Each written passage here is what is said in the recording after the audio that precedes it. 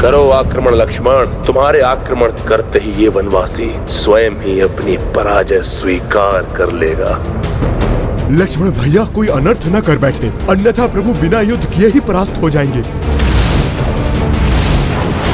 तुमने छल से भैया को घायल करने का दुस्साहस किया। आकाश में स्थित होकर मायावी अस्त्र का और लाभ नहीं उठाने देगा लक्ष्मण तुम्हें। अभी तुम्हारे रथ को चूर चूर करके तुम्हारे शीश को तुम्हारे धड़ से विलग कर दूंगा मैं। लक्ष्मण आवेश में आ गए।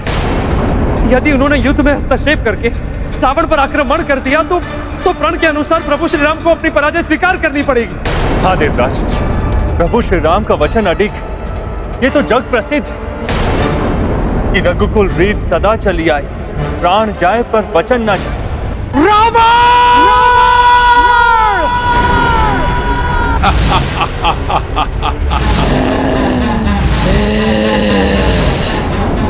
भ्रातृ प्रेम के कारण लक्ष्मण ने मेरा प्रण बुला दिया है क्या?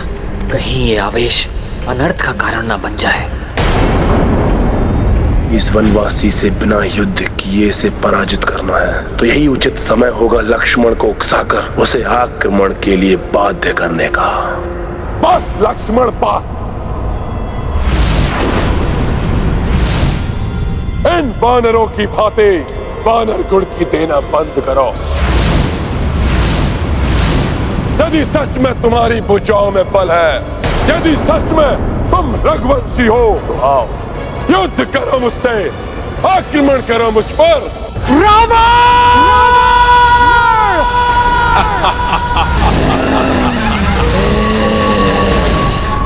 तुम चिल्लाने के अतिरिक्त और कुछ भी नहीं कर सकते।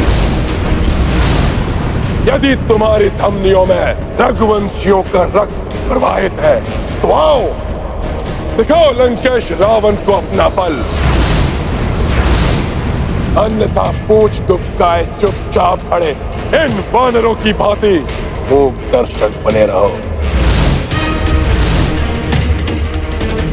नहीं लक्ष्मण, नहीं। आओ, रघुवंशी ही तुम्हें यमलोक पहुंचाएंगे रावण! ये दुष्ट राक्षस बारंबार उकसा रहा है लक्ष्मण भैया को। मुझे ही कुछ करना होगा, अन्यथा अनर्थ हो जाएगा। मैं पीछे मुड़कर लक्ष्मण को देख भी नहीं सकता। नहीं लक्ष्मण भैया, रुक जाइए लक्ष्मण भैया।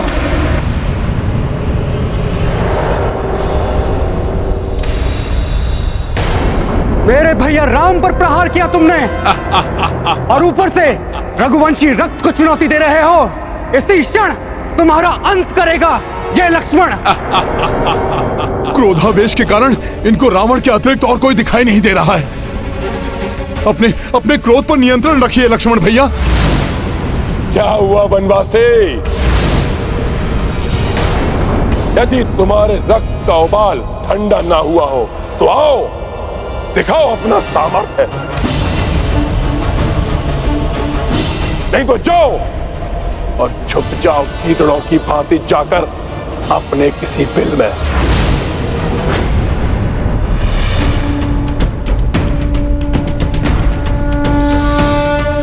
ये वानर पुनः आ गया। मेरा बना बनाया कार्य बिगाड़ देगा ये।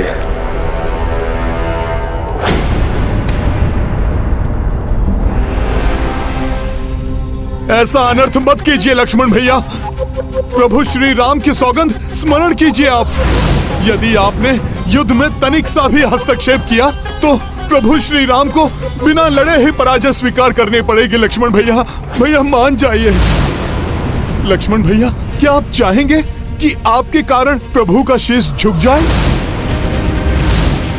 वो भी ऐसे अधर्म राक्षस के समेत? लक्ष्मण भैया मान जाइए लक्ष्मण भैया, मान जाइए लक्ष्मण भैया, प्रभु के लिए मान जाइए।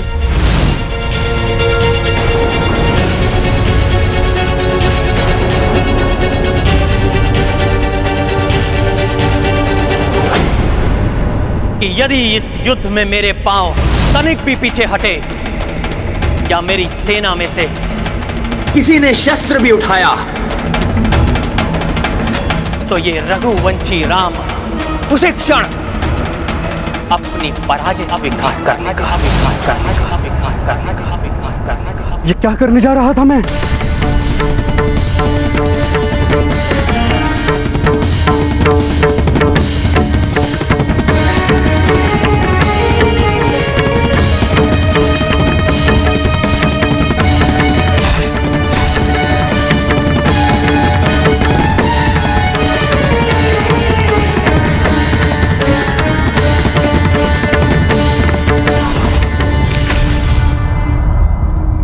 धन्यवाद हनुमान।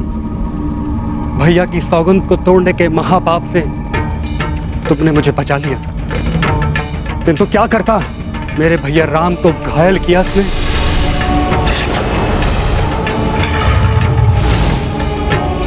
और मैं कुछ भी नहीं कर पा रहा हूं। कैसी सौगंध में बांध दिया भैया ने मुझे। रघुवंशियों की सौगंध ही रघुवंशियों के विनाश का कारण बनती रही है, और अब सौगंध ही पुनः तुम रघुवंशियों के विनाश का कारण बनेगी।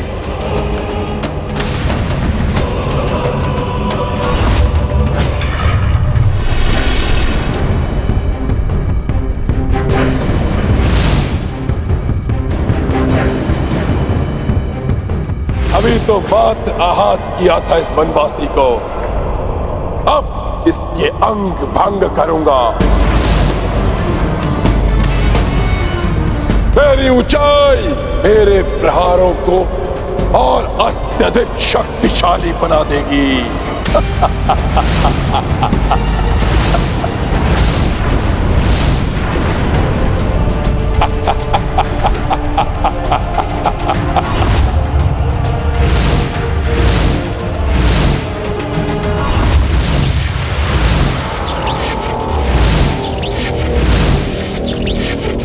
मेरे महाघातक दिव्यास्त्रों, आक्रमण करो इस वनवासी पर।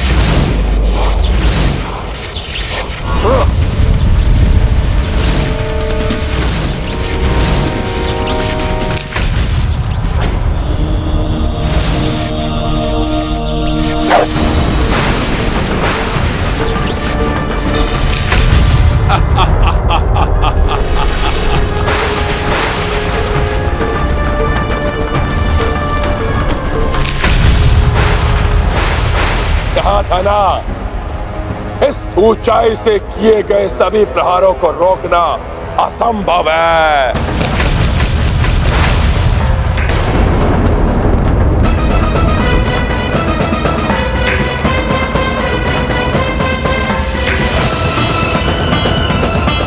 अब और अधिक घातक प्रयास करूंगा मैं। ये दुष्ट तो अपनी ऊंचाई का लाभ उठाकर प्रभु पर महाघातक प्रहार किए जा रहा है। अब मैं और नहीं रोक सकता स्वयं को, विवश हो गया हूं मैं।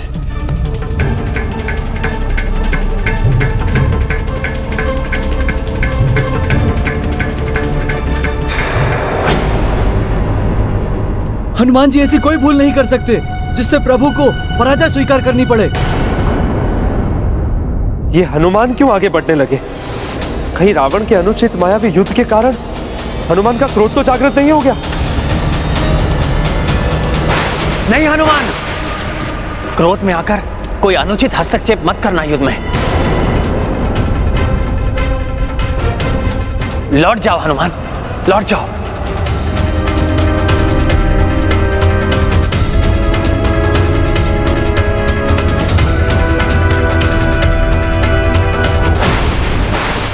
प्रभु, आपने युद्ध में हस्तक्षेप करने के लिए हम सबको मना किया है। मैं युद्ध नहीं करूंगा, किंतु मैं आपका रथ तो बन ही सकता हूं ना प्रभु। प्रभु, मेरी इतनी विनती आपको स्वीकार करनी ही होगी।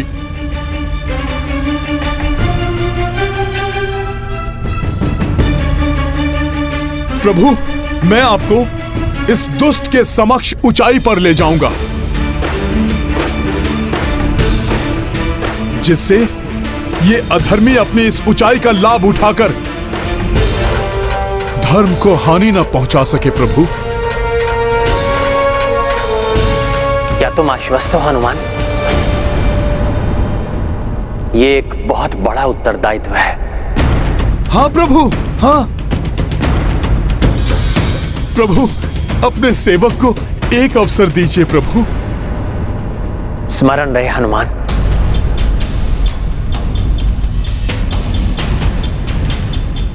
कैसी भी स्थिति उत्पन्न हो जाए, किंतु तुम एक डग भी पीछे नहीं हट सकते।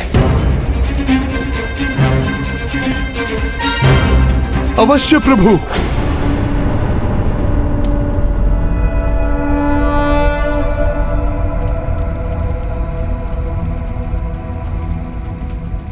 मुझे सौगंध है मेरी माता देवी अंजना की। श्री गुरु चरण सरोज मेरे पांव कदापि पीछे नहीं हटेंगे। मन मुखर सुधारी बरनौ रघुबर आपकी आज्ञा के बिना हिलेंगे तक नहीं मेरे पांव प्रभु। अच्छा, अहंकारी मुझे कहते हो वानर, परंतु अहंकार तो तुम दर्शा रहे हो। अहंकार नहीं है ये रावण। एक सेवक की सेवा है अपने स्वामी के लिए। निष्ठा है ये एक भक्त की अपने आराध्य के लिए।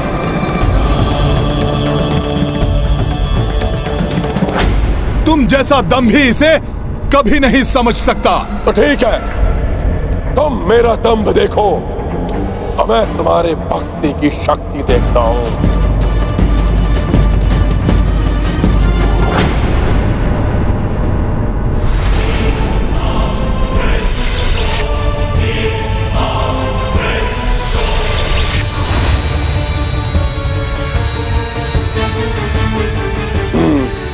अभी देखता हूं इस सेवक को।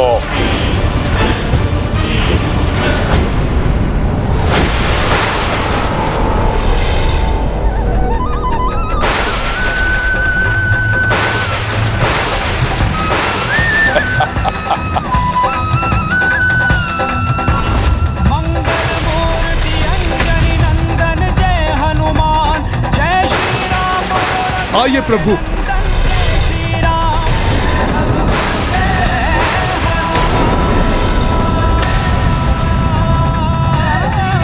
चलो हनुमान।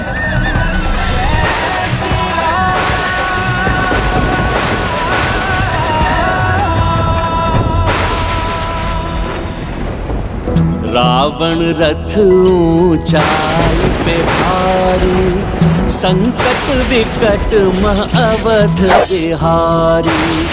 पवन तनय रथ राम के बने है, समकक्षा दशनन के डटे है। राम जगत के संकट हारी, राम के काज कपीश सवारी। अटल अविचलित अचल अटेगा, कपि सम सेवक को तनिका। संकट मोचन महाबली हनुमान,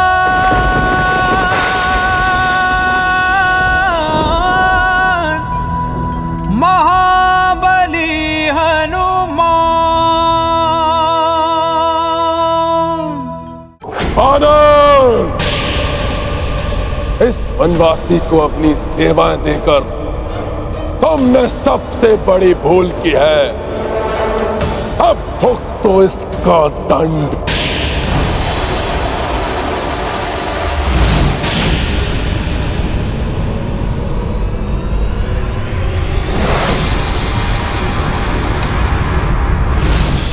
हनुमान का कोई अहित नहीं कर पाएगा तुम्हारा ये अस्त्र, अधर्मी रावण।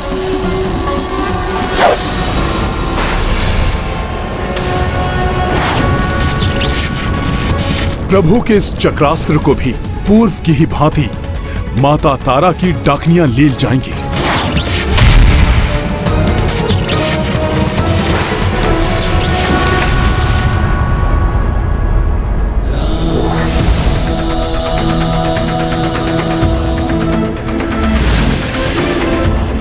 रावण के अस्त्र को काट दिया प्रभु के अस्त्र ने।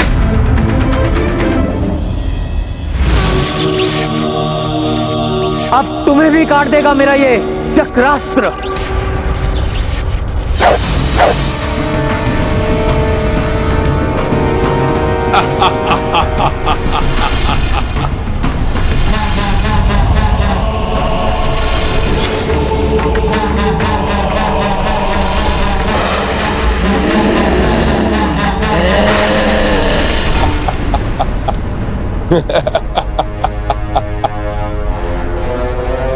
मुझे क्षति पहुंचाने के तुम्हारे सारे प्रयास विफल हो जाएंगे वनवासी। प्रभु ने राक्षस के अस्त्र पर प्रहार किया तो वो सफल रहे, किंतु राक्षस पर प्रहार किया तो उसे माता की डाकनियों ने विफल कर दिया। इसका अर्थ है कि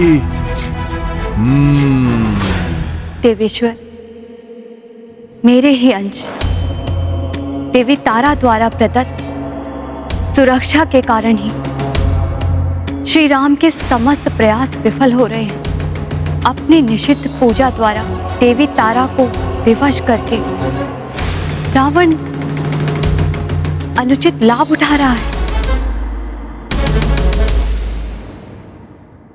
नियम के विरुद्ध चलकर या लघु एवं अनुचित मार्ग से किसी वस्तु या शक्ति को प्राप्त करने वाला क्षणिक सुख तो पा लेता है, किंतु अंत में उसको उसका दुखदायी परिणाम भी भोगना पड़ता है। विजय धर्म के मार्ग पर चलकर ही मिलती है, अधर्म या अनीति से नहीं। प्रभु, इस राक्षस राज को भले ही देवी तारा की सुरक्षा मिली हुई है, किंतु इसके धनुष, इसके अस्त्र शस्त्र और रथ आदि को सुरक्षा नहीं मिली है देवी तारा से। तुम सत्य कह रहे हो हनुमान। सर्वप्रथम इसके मायावी रथ को ही भंग करता हूं।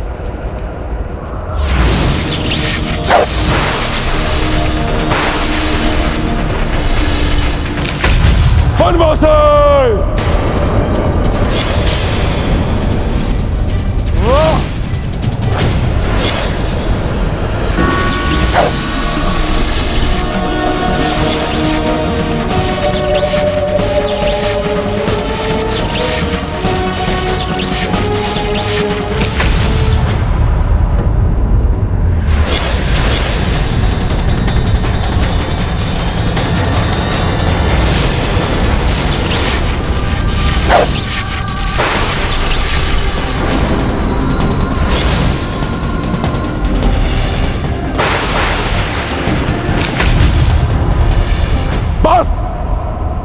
बहुत हो गई तुम्हारी ये क्रीड़ा वनवासी। महादेव प्रदत्त धनुष प्रकट हो।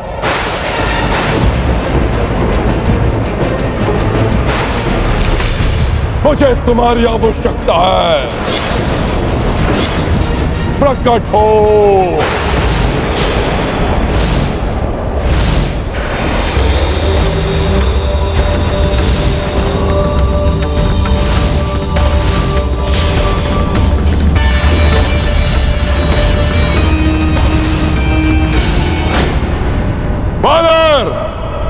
तुमने इस वनवासी की सौगंध को अपने शीश पर लेकर बहुत बड़ा संकट मोल ले लिया है। अब पीछे न हटने का प्रण तुम्हारा है।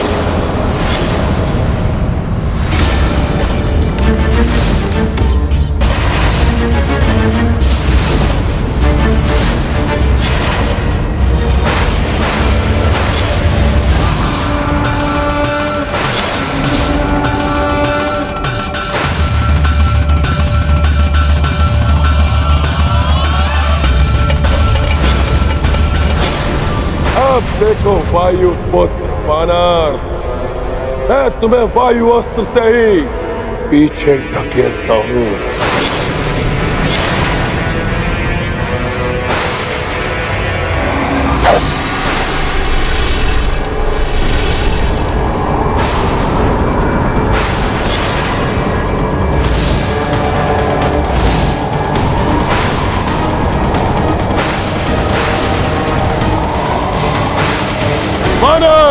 अब तो या तुम्हें पीछे हटना पड़ेगा, इस वायु के प्रभाव से तुम्हारा ये तुच्छ वनवासी प्रभु वायु के तीव्र वेग से उड़ जाएगा।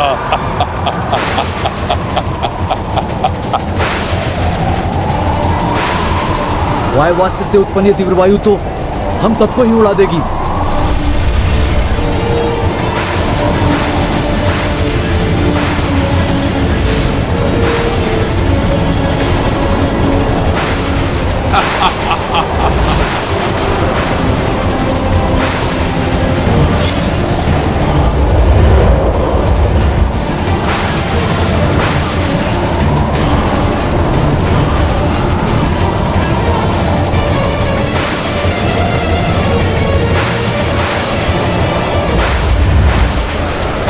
शत्रु के भयभीत करने पर भी जो नहीं घबराते और अडिग रहते, आश्चर्य है, अन्य वानर इस वायु के वेग को सह भी नहीं पा रहे, परंतु ये वनवासी, ये तुच्छ वानर कंचित मात्र भी पीछे नहीं हटे।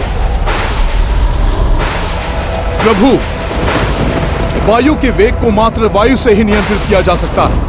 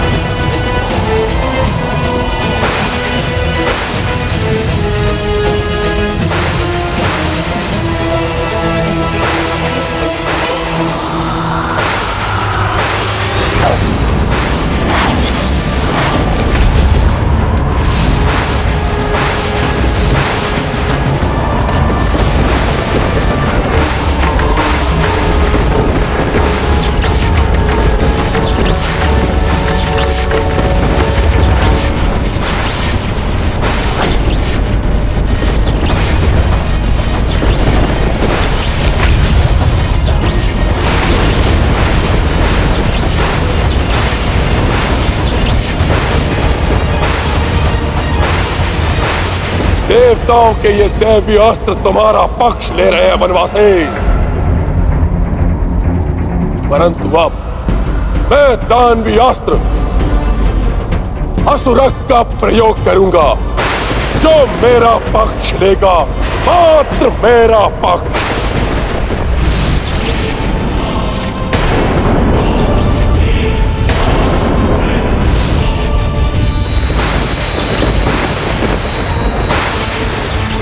मैं असुरक शुक्राचार्य का दानवीय अस्त्र संपूर्ण सेना को अपना भोजन बनाने के लिए प्रस्तुत हूँ। इससे ना तुम बच पाओगे वनवासी, और ना तुम्हारे हितैषी वानर।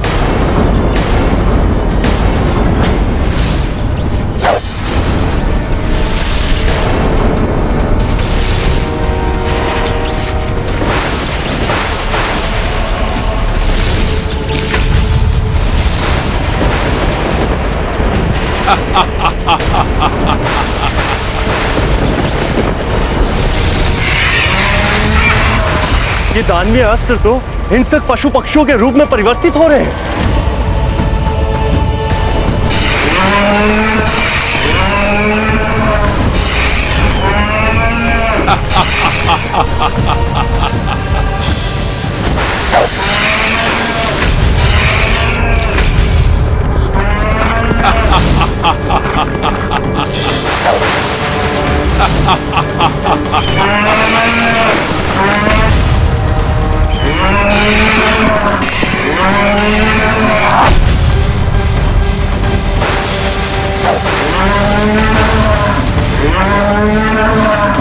सावधान हो जाओ, ये हिंसक पशु पक्षी हमारी ओर बढ़ रहे हैं। हम भले ही युद्ध न करें, किंतु अपने जीवन की रक्षा के लिए इन हिंसक जीवों का अंत तो कर ही सकते हैं।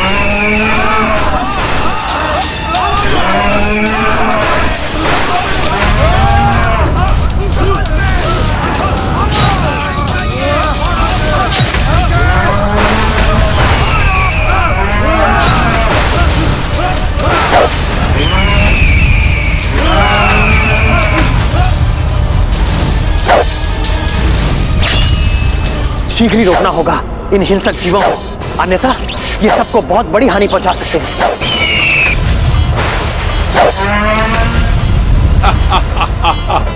किंतु इस दानवी अस्त्र की काट के लिए किस अस्त्र का आह्वान करूं?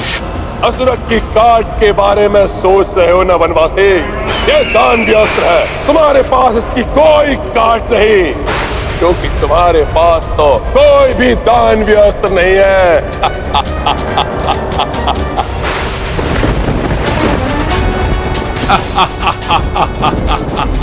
प्रभु, जिस प्रकार पाप को पुण्य से काटा जा सकता है, अधर्म को धर्म से समाप्त किया जा सकता है, कदाचित उसी प्रकार दानवीय पशु पक्षियों का अंत दैवीय पशु और पक्षी ही कर सकते हैं।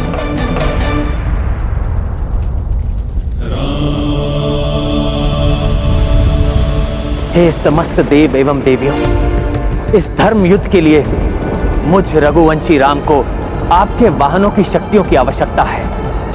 कृपा करके दिव्यास्त्र के रूप में अपनी शक्ति प्रदान करें।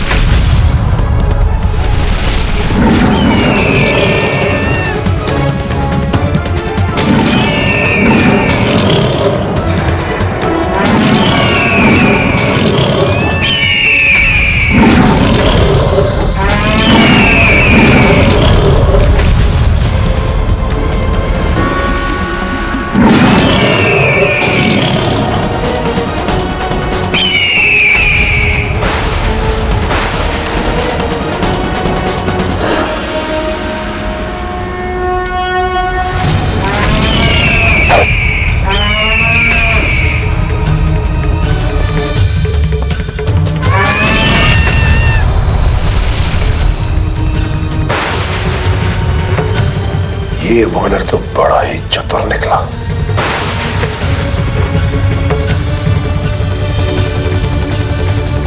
इस वानर के कारण मेरे सारे दानवी अस्त्र असफल हो गए।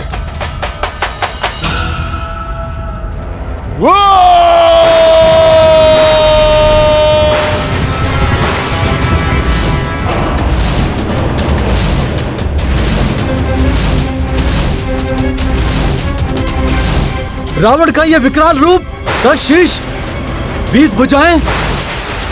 बहुत हो गई क्रीड़ा वनवासी, अब महान रावण की महान लीला देखो। इस पापी रावण की वरदानी शक्तियां कहीं अनर्थ का कारण ना बन जाए। रावण 10 गुना अधिक शक्ति से वार कर रहा है और भैया एकाकी ही इस दुष्ट का सामना कर रहे हैं। भैया ने अपनी सौगंध से मेरे हाथ बांध रखे हैं, अन्यथा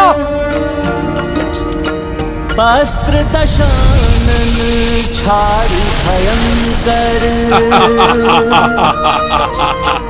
राम रथ हनुमत पे निरंतर,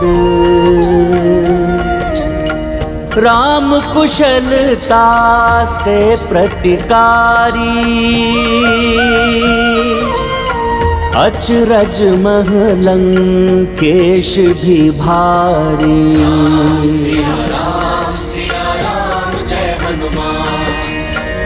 कोटि प्रहार की रावण दंभी, किंतु अडिग रहे बजरंगी। देवता भी अचरज से निहारी, सेना भी भावुक भई सारी।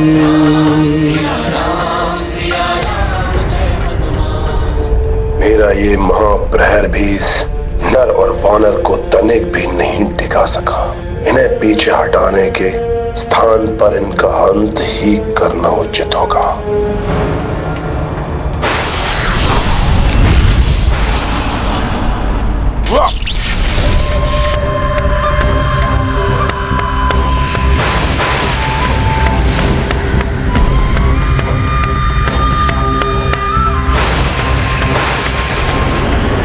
महाअस्त्र ब्रह्मग्नि उपस्थित हो।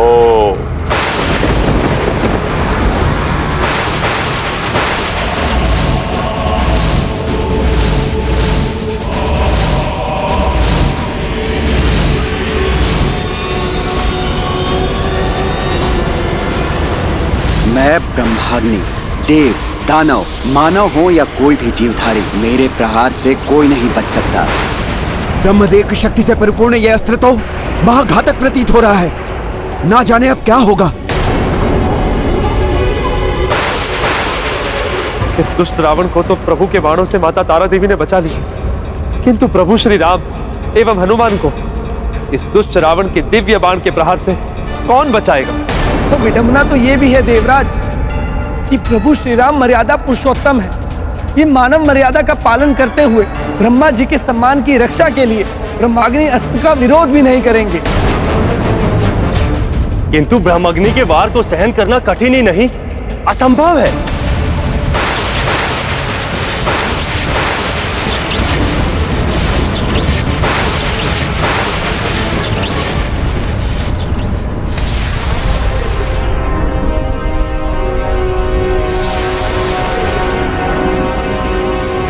सूर्यास्त हो गया है, युद्ध का समय समाप्त हो गया है।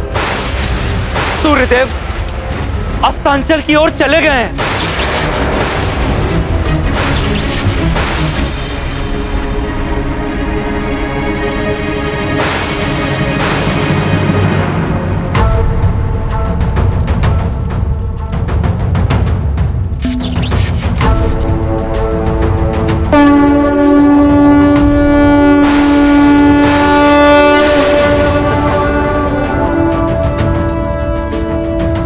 शंख बजा देने से यह युद्ध समाप्त नहीं हो जाता, मूर्ख वानर।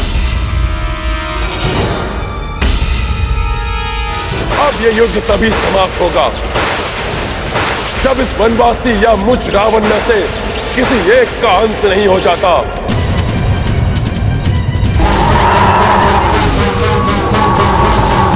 और तुम ये अच्छी तरह से जानते हो, मेरी मृत्यु असंभव है।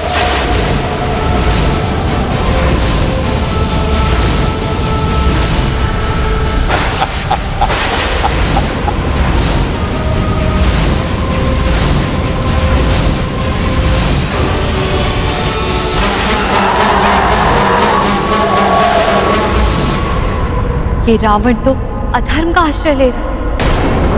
युद्ध में विजय एकमात्र धर्म होता है। फिर विजय किसी भी प्रकार प्राप्त क्यों न हो।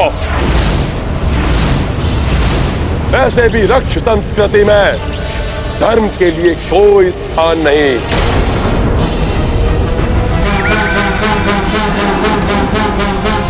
राजे सूर्यास्त भी मुझे इस ब्रह्माग्नि अस्त्र को चलाने से नहीं रोक सकता।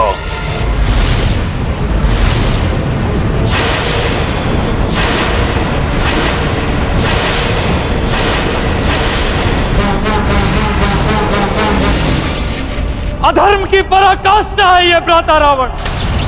कुछ तो धर्म की मर्यादा का पालन कीजिए।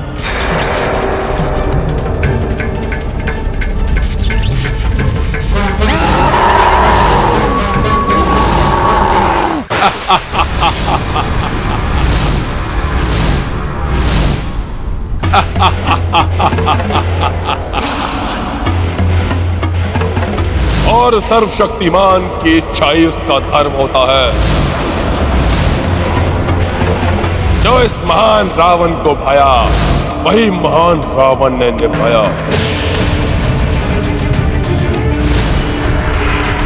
मेरे मन को भाया तो मैं सीता को ले आया।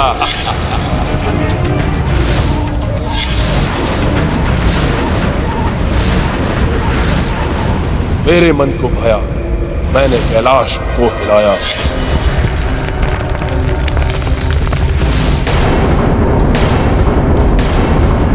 मेरे मन को भाया तो मैंने निषेध पूजा करके माता तारा देवी को बुलाया।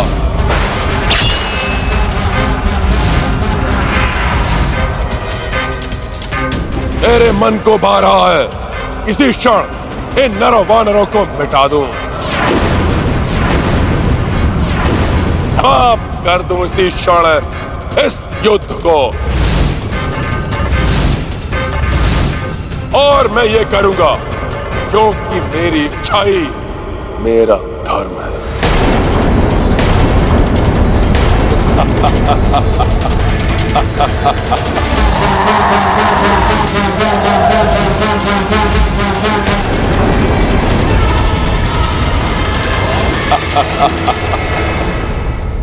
अहंकार के अंधकार में यह अपना विवेक भी खो चुका है, भूल चुका है माता तारा देवी को दिया हुआ वचन। मेरी सुरक्षा तुम्हें तभी तक प्राप्त होगी जब तक युद्ध में तुम नीति नियम का पालन करोगे, और यदि तुमने युद्ध का एक भी नियम भंग किया तो उसका भयंकर परिणाम होगा। छलनी हो जाओगे तुम और जल की एक बूंद के लिए भी तरसोगे। इतना अभिमान अनुचित है। वनवासी, अब तुम्हारा अंतिम समय आ गया है। वनवासी, अब तुम्हारा अंतिम समय आ गया है।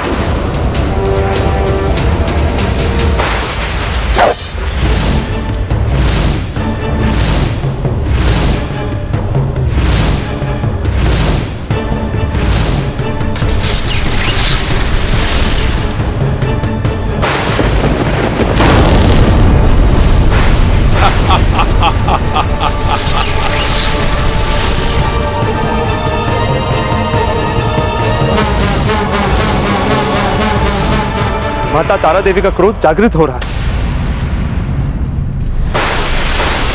जिस अनर्थ का भय था वो ही होने जा रहा है।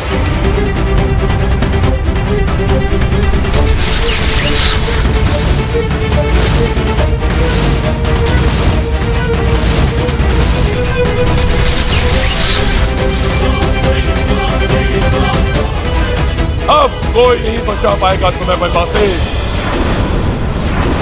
अब तुम्हारा अंत निश्चित है।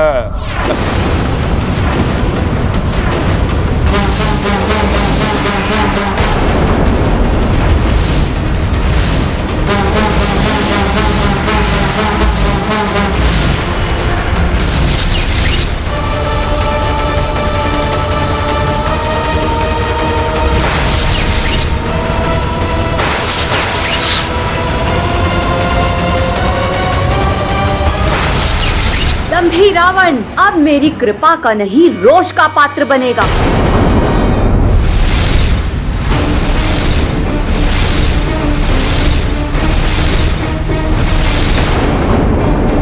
मेरी सुरक्षा अब रावण को नहीं प्राप्त हो सकती।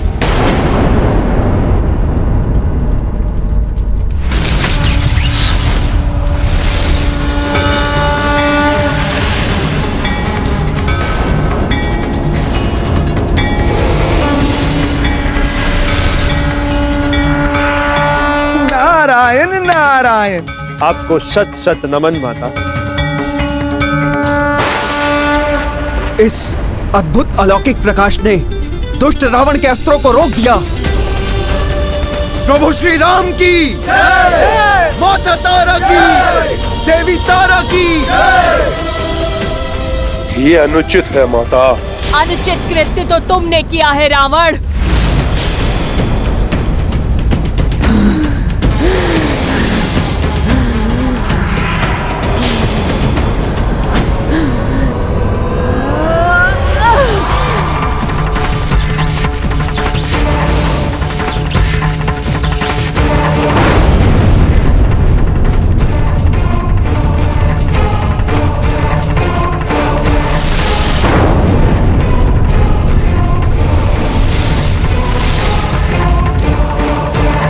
रावण, पूर्व में भी मैंने तुम्हें चेतावनी दी थी।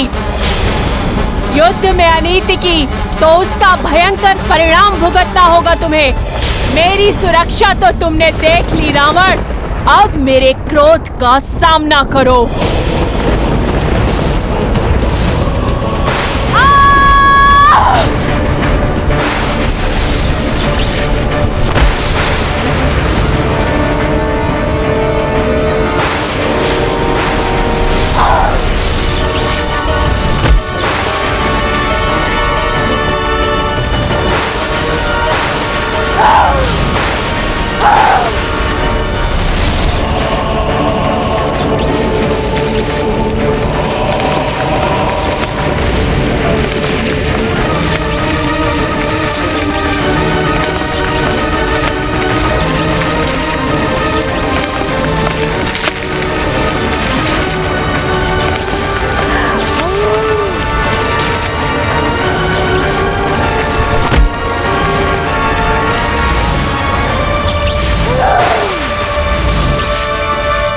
एकदम ही रावण ने अपनी मूर्खता से माता के वरदान को भी अभिशाप बना लिया। माता,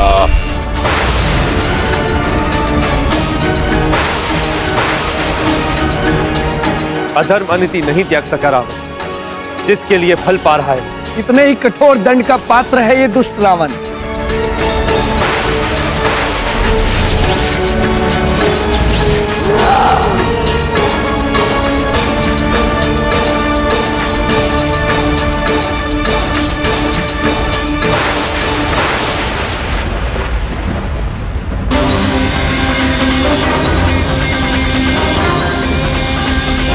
रावण की ऐसी दुर्दशा अवश्य निषिद्ध पूजा का ही अनिष्ट फल है।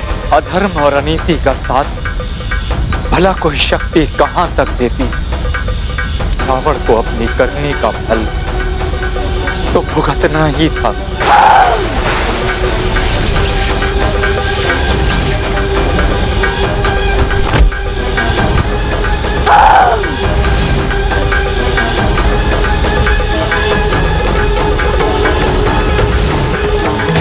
ईश्वर कभी भी अधर्म और अनीति का पक्ष नहीं लेते, इसलिए व्यक्ति को कभी भी इनका प्रयोग नहीं करना चाहिए।